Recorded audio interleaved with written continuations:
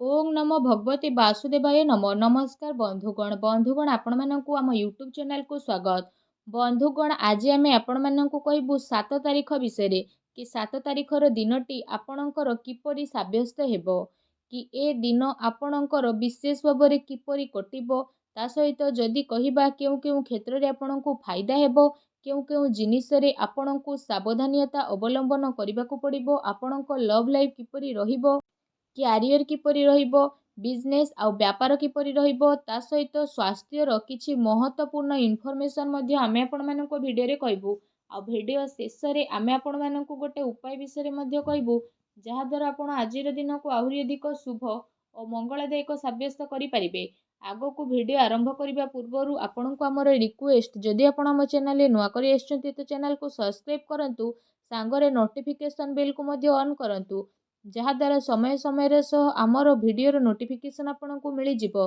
तो आसंतु जानिबा कि केमिति रहिबो आपन को पई 7 तारीखर दिन।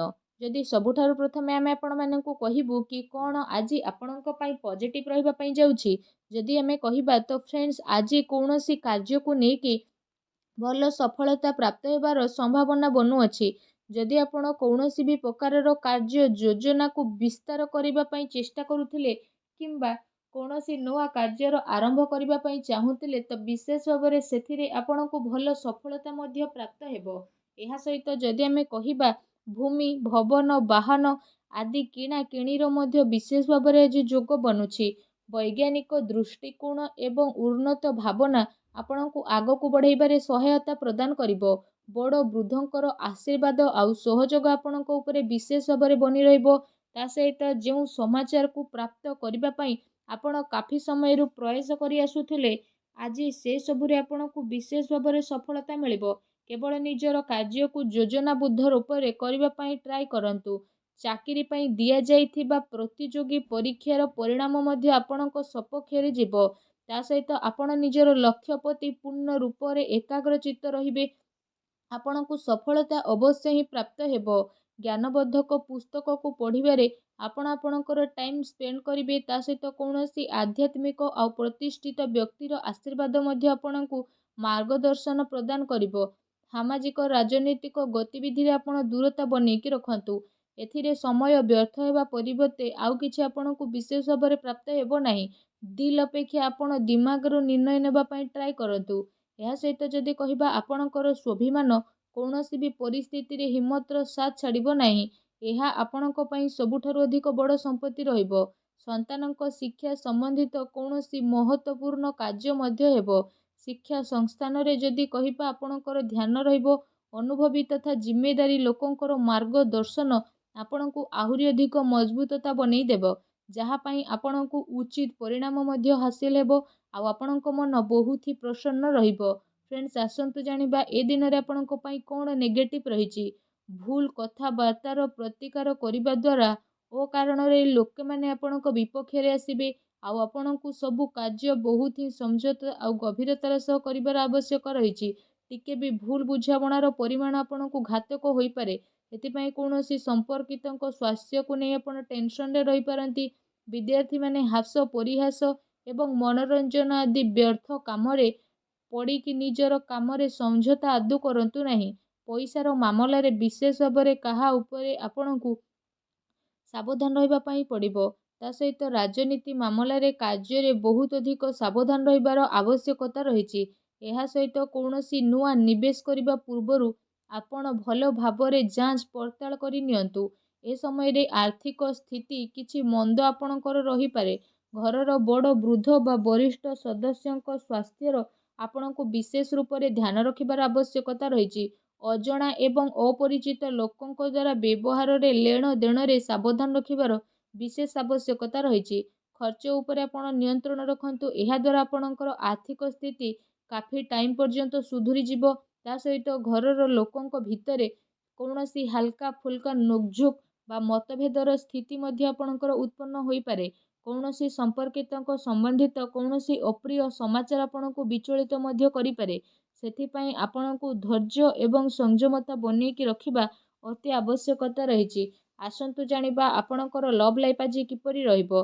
ଯେଉଁ ଲୋକମାନେ ଏପର୍ଯ୍ୟନ୍ତ ସିଙ୍ଗେଲ୍ ଅଛନ୍ତି ସେମାନଙ୍କ ଜୀବନରେ କୌଣସି ପ୍ୟାରା ସାଥୀ ଆସିପାରନ୍ତି। ତା ସହିତ ନିଜର ପ୍ରେମ ଜୀବନକୁ ଗଭୀରତା ଦେବା ଏବଂ ଜଣେ ଆଉ ଜଣଙ୍କୁ ବୁଝିବାରେ ଦିନ ଆସିଯାଇଛି।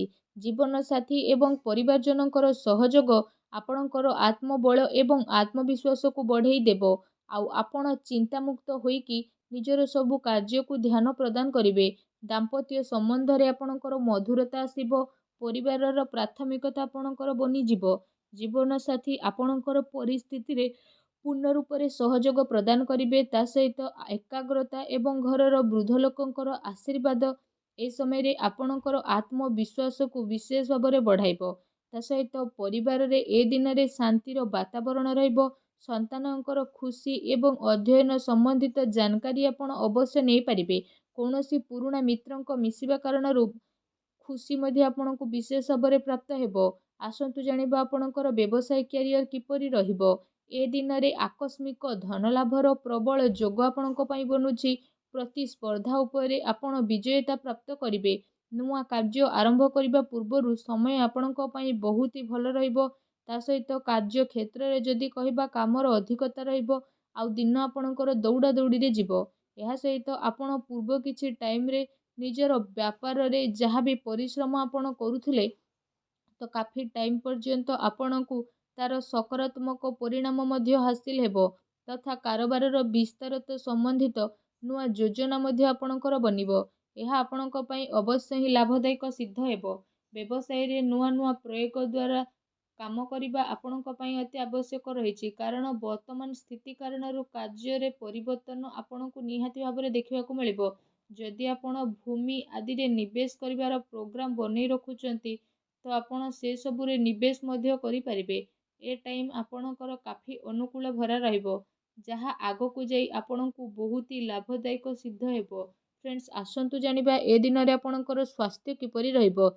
ଫ୍ରେଣ୍ଡସ୍, ଏ ଦିନରେ ଆପଣ ଆପଣଙ୍କ ଶରୀରର କ୍ଷମତାକୁ ବନେଇକି ରଖିକି ନିଜର ସବୁ କାମକୁ ପୁରା ଶାରୀରିକ କ୍ଷମତାର ସହ ଆଗକୁ କରିବା ପାଇଁ ଟ୍ରାଏ କରିବେ। ତା ସହିତ ଆପଣଙ୍କର ସ୍ୱାସ୍ଥ୍ୟ ବହୁତ ହି ଭଲ ଏ ଦିନରେ ରହିବ। ଆପଣ ନିଜକୁ ଚିନ୍ତା ମୁକ୍ତ ଏବଂ କାଫି ଊର୍ଜାବାନ ବୋଲି ଅନୁଭବ କରିବେ। ତା ସହିତ ଆପଣ ଆପଣଙ୍କ ସ୍ୱାସ୍ଥ୍ୟକୁ ଆହୁରି ଅଧିକ ଭଲ ରଖିବା ପାଇଁ ଆପଣ ପ୍ରତ୍ୟେକ ଦିନ ଯୋଗ କରନ୍ତୁ, ବ୍ୟାୟାମ କରନ୍ତୁ ଏବଂ ସୁସ୍ଥ ରୁହନ୍ତୁ। ଏବେ ଆସନ୍ତୁ ଜାଣିବା କି ଆଜି ଆପଣଙ୍କ ପାଇଁ କ'ଣ ବିଶେଷ ଉପାୟ ରହିଛି। ଆଜି ଆପଣ ବିଶେଷ ଭାବରେ ଯଦି ଆମେ ଆପଣମାନଙ୍କୁ ଉପାୟ ବିଷୟରେ କହିବୁ ତ ଉପାୟ ସ୍ୱରୂପ ଆଜି ଆପଣ କଳା କୁକୁରକୁ ରୁଟି ଖାଇବାକୁ ଦିଅନ୍ତୁ। ତା ସହିତ ଘରର ଇଶାଣ କୋଣରେ ଘିଅ ଦୀପ ଏବଂ ତେଲ ଦୀପଟିଏ ପ୍ରଜ୍ୱଳନ କରନ୍ତୁ। ଏହାଦ୍ୱାରା ସବୁ ନକାରାତ୍ମକ ଶକ୍ତିର ବିନାଶ ହେବ ଆଉ ଶୁଭ ଫଳ ଆପଣଙ୍କୁ ପ୍ରାପ୍ତି ହେବ। ଆଜିର ଭିଡ଼ିଓଟି ଆପଣଙ୍କୁ କେମିତି ଲାଗିଲା ଆମକୁ କମେଣ୍ଟ କରିକି ଜଣାନ୍ତୁ। ଚ୍ୟାନେଲରେ ନୂଆ ଆସିଥିଲେ ଚ୍ୟାନେଲକୁ ସବସ୍କ୍ରାଇବ୍ ମଧ୍ୟ କରନ୍ତୁ। ଧନ୍ୟବାଦ।